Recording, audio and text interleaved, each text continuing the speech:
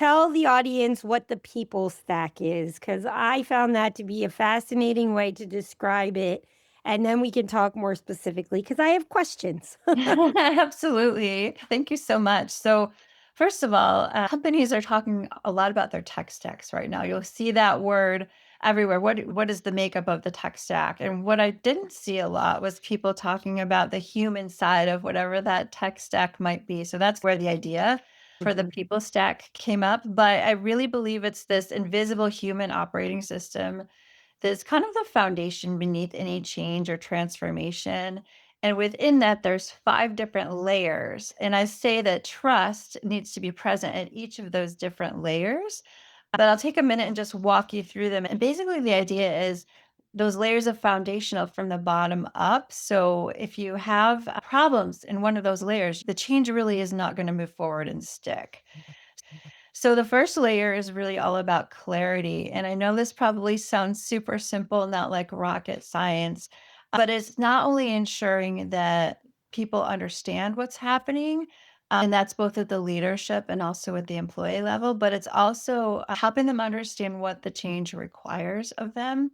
And it defines some of the expectations. So a lot of the red flags I'll see in this lane really have to do with leaders living in the future embodying their strategy, really understanding where they're going, and then employees living in the present where they're maybe seeing things for the first time or just don't have that clarity of what this is as well as what they need to do with it, which is critically important. And then the second one is around alignment. Again, doesn't sound like rocket science, but it really ensures that systems and incentives and leadership behavior are supporting whatever the project and initiative and or transformation is.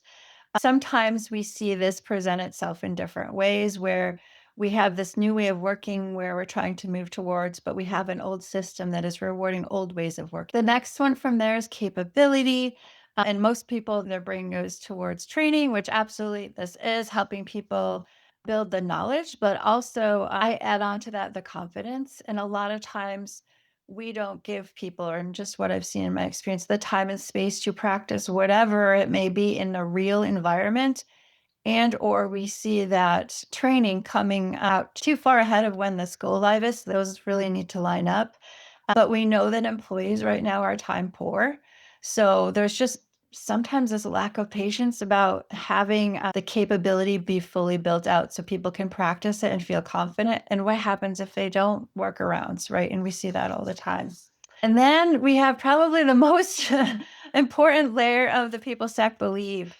And at the end of the day, the employee's going to decide whether they actually believe in whatever change it is happening, right? And that can be extremely hard. I think about different types of changes. I think about maybe reorganizations, reductions in force.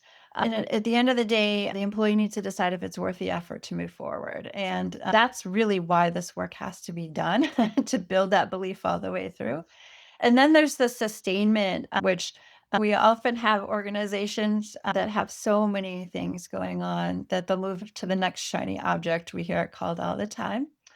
And from a sustainment point, we want to embed it into the culture. So, how do we do that? And it's really about the leadership accountability piece, making it part of the daily pattern of management and having that become the new normal. So, it's sustained. And a lot of times we'll see projects and initiatives, leaders thinking that go live is the finish line. And for me, that's the starting line.